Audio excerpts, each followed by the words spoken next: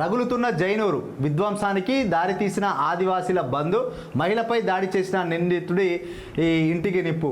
పోలీసులు ఏం చేస్తున్నట్లు వరుసగా అవాంఛనీయ సంఘటనలు తొక్కిపెడుతున్న పోలీసు ఉన్నతాధికారులు, రాష్ట్రంలో పట్టుతప్పుతున్న శాంతి భద్రతలు, 10 ఏళ్లలో ఎన్నడూ లేనంతగా వర్గ వైషమ్యాలు, సీఎం సహా ప్రభుత్వ యంత్రాంగం వైఫల్యం, నెల రోజుల్లో వరుసగా 4 మతపరమైన ఘటనలు.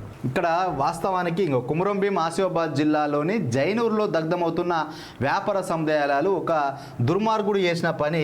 ఎవడైతే ఈ ఆటో డ్రైవర్ ఉన్నారో అతను వేరే మతానికి సంబంధించిన వ్యక్తి. అతని పేరు ఇక్కడ నేను ప్రస్తావించదలుచుకోలేదు. ఈ యొక్క ఆటో డ్రైవరు వేరే ఒక మతానికి సంబంధించిన వ్యక్తి. అక్కడ ఆదివాసీలు ఏ విధంగా ఉంటారంటే వాళ్ళకు చీమకంత ఉపకారం జరిగినా కూడా వాళ్ళు బగ్గుమంటారు.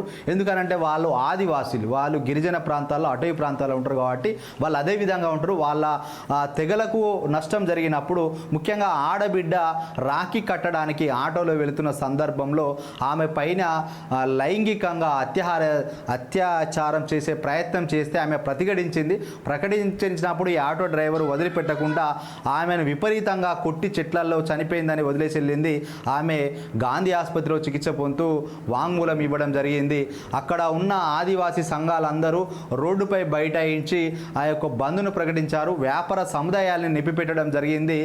మొన్న మనం ఒక సంఘటన చూసాం. మొన్న వరంగల్ దగ్గరనో ఎక్కడో ఖమ్మం దగ్గరనో ఒక జేసీబీ డ్రైవరు పోతే ఒక్కరిని బతుకుతే 10 మంది అని చెప్పి ఆ వరదల్లో ఆ వ్యక్తి సుభాన్ ఖర్ అనే వ్యక్తి ఎంతోమందిని ఒక 10 మందిని ధైర్యంతో తన ప్రాణాలను అడ్డువేసి వాళ్ళను కాపాడిన సంఘటన చూసాం. మరి ఇక్కడేమో ఆ వర్గానికి చెందిన వ్యక్తి మాత్రం ఒక అమాయక మహిళను, అందులోనూ ఆదివాసీ గిరిజన మహిళపై అత్యాచారానికి ఒడిగట్టి చాలా చెడ్డ పేరు మూటగట్టుకున్నారు. ఇది అంటే హిందూ ముస్లింలకు మధ్య గొడవలకు దారితీసే పరిస్థితి ఉందని చెప్పి శాంతి భద్రతలలో పోలీసులు మొత్తానికైతే సోషల్ మీడియా కట్టడి చేసిన. ఇలాంటి జరిగినప్పుడు ఈ మతం అని చెప్పి ఆ మతం అని అది ఎవరు సపోర్ట్ చేయొద్దండి. అది ఎవరు చేసినా తప్పే. ఇక్కడ కుల మతాలను మనము బూచిగా చూపడం కరెక్ట్ కాదు. వ్యక్తిని తప్పు పట్టాలి, ఆ మతాన్ని తప్పు పట్టడం అనేది కరెక్ట్ కాదు.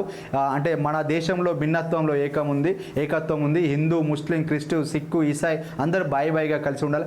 తప్పు చేసిన వాడు మన కులస్తుడైనా, మన ఇంట్లోడైనా, మన మతస్థుడైనా వాడిని వెలేయాలి. అప్పుడే వాళ్ళకి బుద్ధి వస్తుంది.